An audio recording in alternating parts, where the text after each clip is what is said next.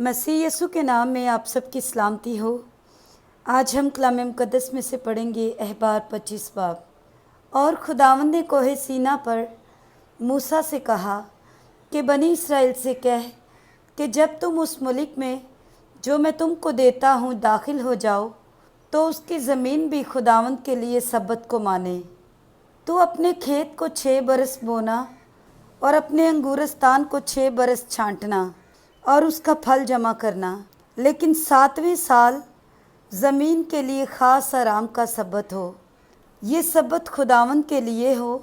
इसमें तो ना अपने खेत को बोना और ना अपने अंगूरस्तान को छांटना और ना अपनी खुदरो फसल को काटना और ना अपनी बेछटी ताकों के अंगूरों को तोड़ना।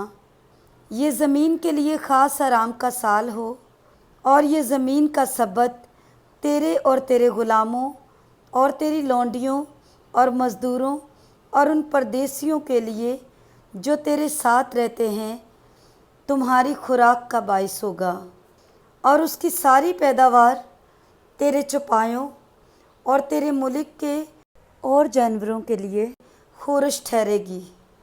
और तू बरसों के 7 सब्तों को यानी 7 गुना 7 साल गिन लेना, और तेरे हिसाब से बरसों के 7 सब्तों की मुद्दत कुल 49 साल होंगे। तब तू 7वें महीने की 10वीं तारीख को बड़ा नरसिंगा ज़ोर से फुंकवाना। तुम कफ़ारा के रोज़ अपने सारे मुल्क में ये नरसिंगा फुंकवाना। और तुम 50वें बरस को मुक़द्दस जानना और तमाम मुल्क में सब बशिंदों के लिए आज़ादी की मुनादी कराना। ये तुम्हारे लिए युबली हो। इसमें तुम में से हर एक अपनी मलकियत का मालिक हो और हर शख्स अपने ख़ानदान में फिर शामिल हो जाए। वो 50वां बरस तुम्हारे लिए युबली हो। तुम उसमें कुछ ना बोना और ना उसे जो अपने आप पैदा हो जाए काटना और ना बेछटी ताकों का अंगूर जमा करना, क्योंकि वो साले युबली होगा, सो वो तुम्हारे लिए मुक़द्दस ठहरे। तुम उसकी पैदावार को खेत से ले लेकर खाना। उस साले युबली में तुम में से हर एक अपनी मलकियत का फिर मालिक हो जाए। और अगर तू अपने हमसाया के हाथ कुछ बेचे या अपने हमसाया से कुछ खरीदे तो तुम एक दूसरे पर अंधेर न करना। युबली के बाद जितने बरस गुज़रे हों उनके शुमार के मुआफिक तू अपने हमसाया से उसे ख़रीदना, और वो उसे फसल के बरसों के शुमार के मुताबिक तेरे हाथ बेचे। जितने ज़्यादा बरस हों उतना ही ज़्यादा दाम करना, और जितने कम बरस हों उतनी ही उसकी कीमत घटाना, क्योंकि बरसों के शुमार के मुआफिक वो उनकी फसल तेरे हाथ बेचता है। और तुम एक दूसरे पर अंधेर ना करना, बल्कि तू अपने खुदा से डरते रहना, क्योंकि मैं खुदावंद तुम्हारा खुदा हूँ। सो तुम मेरी शरीयत पर अमल करना और मेरे हुक्मों को मानना और उन पर चलना, तो तुम उस मुल्क में अमन के साथ बसे रहोगे और ज़मीन फलेगी और तुम पेट भर कर खाओगे और वहाँ अमन के साथ रहा करोगे। और अगर तुमको ख्याल हो कि हम 7वें बरस क्या खाएंगे, क्योंकि देखो हमको ना तो बोना है और ना अपनी पैदावार को जमा करना है, तो मैं 6ठे ही बरस ऐसी बरकत तुम पर नाजिल करूँगा कि 3 साल के लिए काफ़ी गल्ला पैदा हो जाएगा। और 8वें बरस फिर जोतना बोना और पिछला गल्ला खाते रहना, बल्कि जब तक 9वें साल के बोए हुए की फसल ना काट लो उस वक्त तक वही पिछला गल्ला खाते रहोगे। और ज़मीन हमेशा के लिए बेची ना जाए, क्योंकि ज़मीन मेरी है और तुम मेरे मुसाफिर और मेहमान हो, बल्कि तुम अपनी मलकियत के मुल्क में हरगिज़ ज़मीन को छुड़ा लेने देना। और अगर तुम्हारा भाई मुफलिस हो जाए और अपनी मलकियत का कुछ हिस्सा बेच डाले, तो जो उसका सबसे करीबी रिश्तेदार है वो आकर उसको जिसे उसके भाई ने बेच डाला है छुड़ा ले। और अगर उस आदमी का कोई ना हो जो उसे छुड़ाए और वो खुद मालदार हो जाए और उसके छुड़ाने के लिए उसके पास काफ़ी हो, तो वो फ़रोख्त के बाद के बरसों को गिनकर बाकी दाम उसको जिसके हाथ ज़मीन बेची है फेर दे, तब वो फिर अपनी मलकियत का मालिक हो जाए।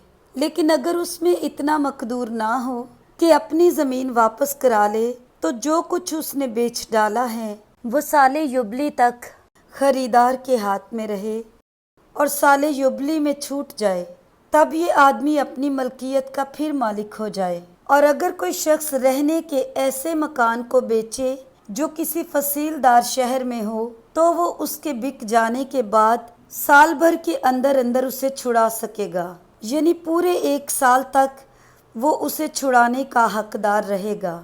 और अगर वो पूरे 1 साल की मियाद के अंदर छुड़ाया ना जाए, तो उस फसीलदार शहर के मकान पर खरीदार का नस्ल दर नस्ल दायमी कब्ज़ा हो जाए और वो साले युबली में भी ना छूटे। लेकिन जिन देहात के गिर्द कोई फसील नहीं, उनके मकानों का हिसाब मुल्क के खेतों की तरह होगा।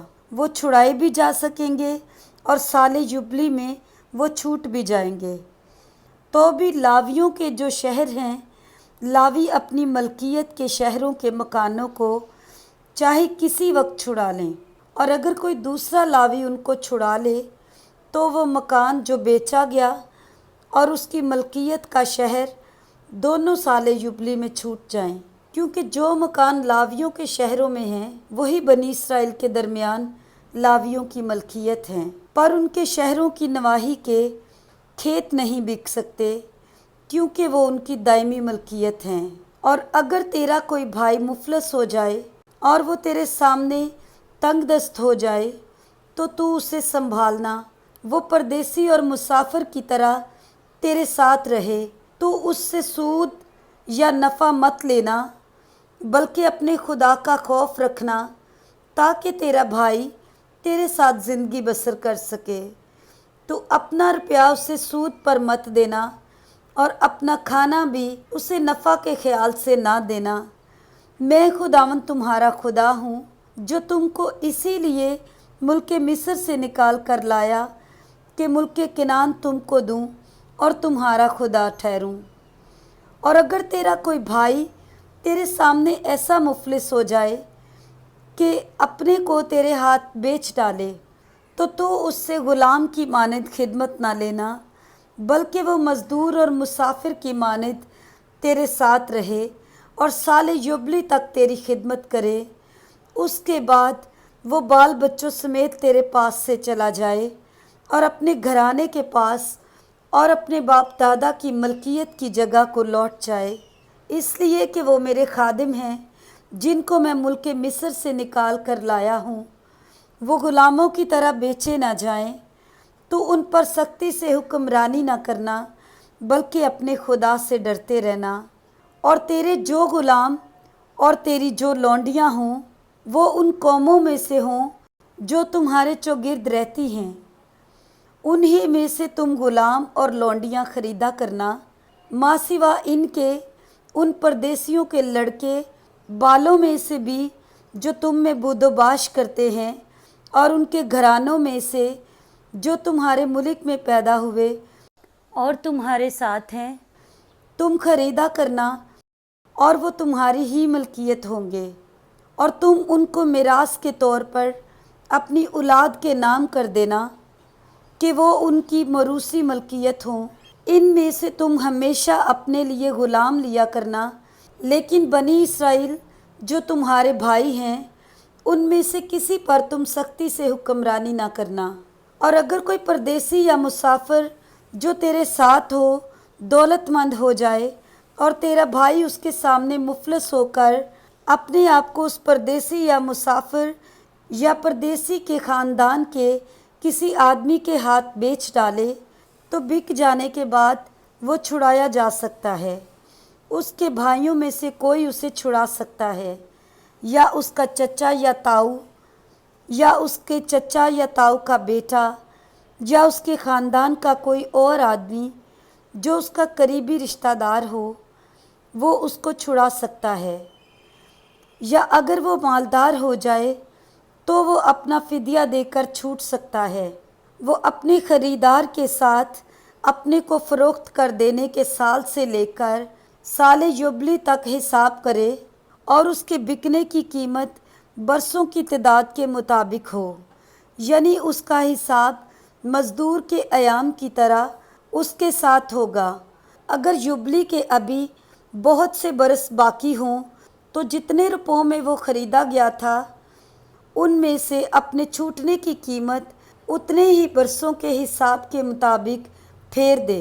और अगर साले युबली के थोड़े से बरस रह गए हों तो वो उसके साथ हिसाब करे और अपने छूटने की कीमत उतने ही बरसों के मुताबिक उसे फेर दे।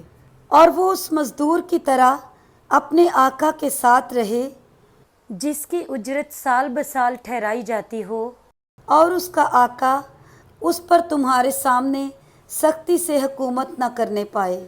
और अगर वो इन तरीक़ों से छुड़ाया ना जाए तो साले युबली में बाल बच्चों समेत छूट जाए, क्योंकि बनी इसराइल मेरे लिए खादम हैं।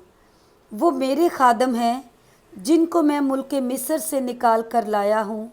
मैं खुदावंद तुम्हारा खुदा हूँ। आमीन। पाक कलाम के पढ़े और सुने जाने पर खुदावंद की बरकत हो। आमीन।